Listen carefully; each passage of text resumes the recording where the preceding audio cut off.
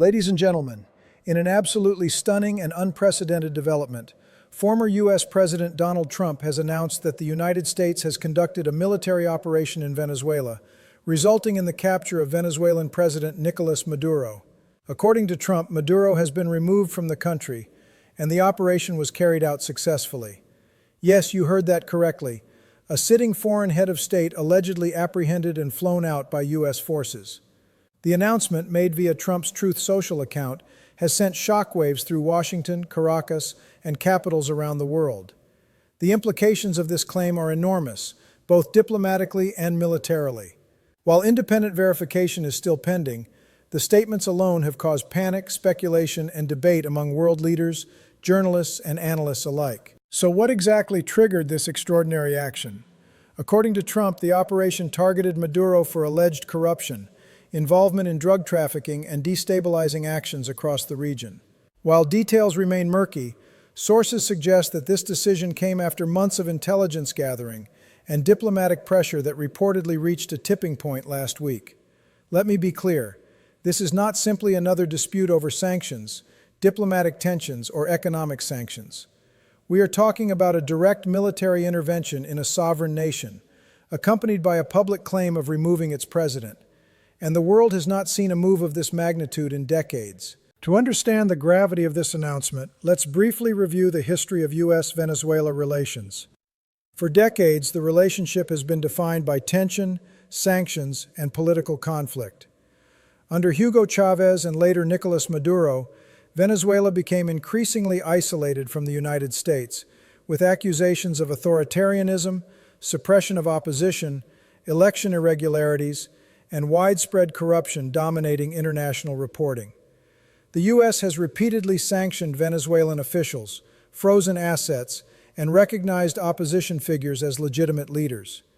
But this step, a military operation with the explicit claim of removing Maduro, is entirely unprecedented in recent history. We are moving from diplomacy and sanctions into direct, forceful action on foreign soil. Venezuela itself has a long and complex history of political instability. Maduro, who took office in 2013 following the death of Hugo Chavez, has faced economic collapse, hyperinflation, mass emigration, and domestic protests. Yet he has maintained a strong grip on power through loyal military and security forces. So the question is, what makes this moment different? Why now? According to reports, U.S. intelligence and military planning have been monitoring Maduro for years, but recent evidence suggested direct involvement in organized crime networks and regional destabilization, which may have prompted the alleged action. As soon as Trump made his announcement, the reaction in Venezuela was swift and dramatic. Maduro loyalists immediately labeled this a flagrant act of military aggression and called for citizens to take to the streets in defense of national sovereignty. Venezuelan state media has framed this as an outright act of war, broadcasting images of military mobilization and public demonstrations. Reports indicate heightened security at key government buildings and strategic locations. The Venezuelan defense minister publicly vowed to resist any foreign troops, calling the operation illegal and unconstitutional.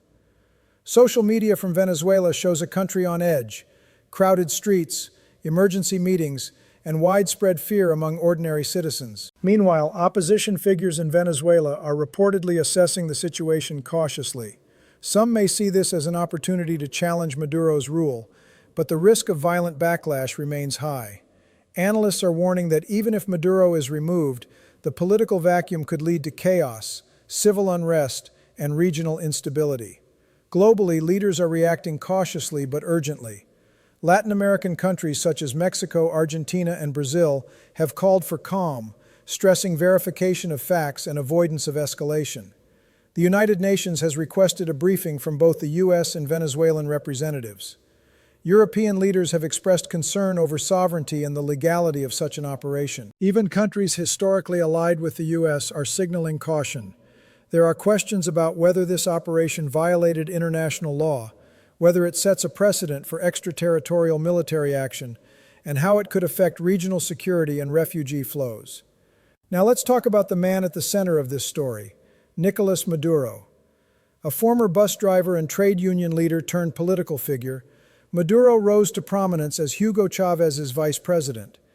After Chávez's death in 2013, he narrowly won the presidency amid widespread allegations of electoral fraud.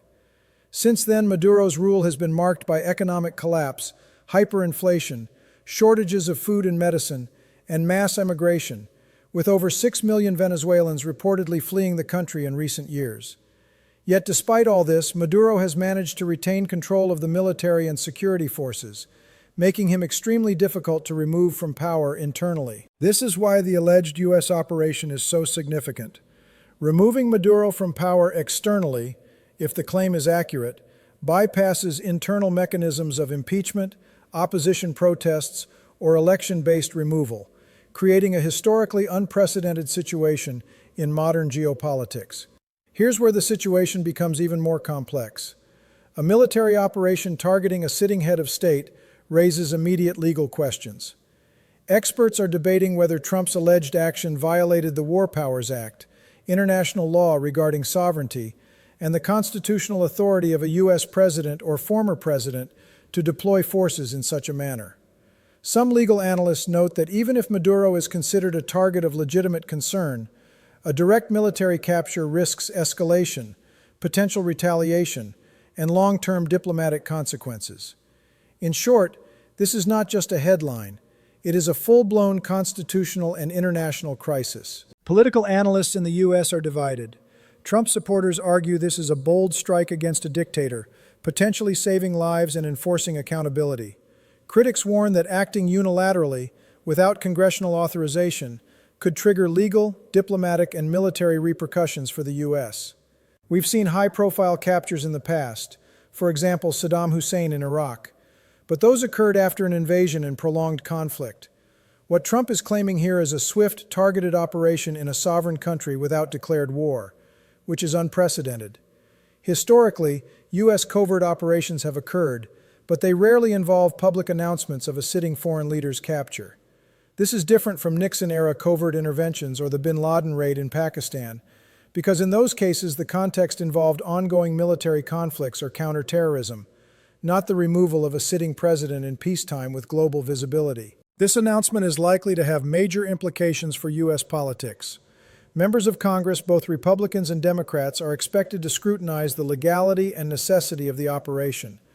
Questions will arise about intelligence verification, chain of command, and accountability. Republican lawmakers face a dilemma: support Trump and risk condemning international norms, or criticize the operation and risk alienating the pro-Trump base. Democrats are likely to call for investigations and hearings, citing the potential violation of constitutional and international law. Even Trump's former allies are reportedly cautiously reviewing the situation, waiting for verification before making statements. The political fallout could dominate U.S. media for weeks, months, or even longer. Regionally, Latin America could face massive instability. Venezuela is a major oil-producing country, and sudden power vacuums could disrupt global energy markets. Neighboring countries may face refugee crises, border clashes, or increased criminal activity as state control weakens. International organizations, including the Organization of American States, are calling for calm and adherence to international norms, emphasizing diplomacy over unilateral military action. From a military standpoint, such an operation, if confirmed, demonstrates U.S. capability for precise, high-risk interventions.